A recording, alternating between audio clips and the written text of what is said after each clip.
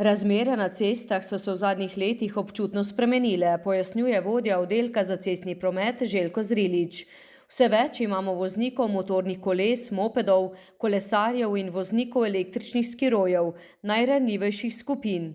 Glede statistike v tem letu pa v dosedanjem obdobju imamo 4 umrle v prometnih nesrečah, kar je enaka številka kot lanskega leta.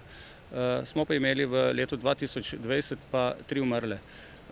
Kar se tiče števila hudo in lahko telesno poškodovanih, smo ravno tako nekje na nivoju zadnjih 5 let. Zaskrbljujoč podatek je, da v zadnjih 5 letih se stanje prometne varnosti ne izboljšuje. Stagnira, kar pomeni, da je potrebno narediti nekaj več.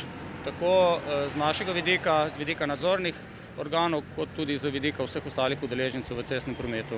Pri ozaveščanju najmlajših imajo pomembno vlogo starši, na splošno pa denimo tudi motoklubi in kolesarska društva. Kolesarstvo je tak družaben šport, zato se vozimo tudi v skupinah in predvsem tukaj je pomembno, da se spoštujejo vsa pravila, cestnoprometna pravila, tudi neka osnovna pravila varne vožnje v skupini. Torej, da opozarjamo kolesarje za sabo za nevarnosti, da upoštevamo ustrezno varnostno razdaljo.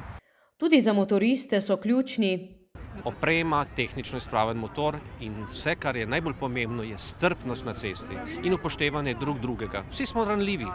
Letos je statistika neugodna, kar zadeva udeležbo motoristov in kolesarjev v prometnih nesrečah. Letos beležimo 25 prometnih nesreč, v katerih so bili udeleženi kolesarji. Je pa tukaj zelo pomemben podatek, da skoraj 60% vseh prometnih nesreč, v katerih so udeleženi, povzročijo kolesarji sami. Razloga sta predvsem neprilagojena hitrost ter nepravilna smer in stran vožnje. Velik delež k temu pa pripomore alkohol. Ta je sicer na območju novomeške policijske uprave pomemben dejavnik prometnih nesreč.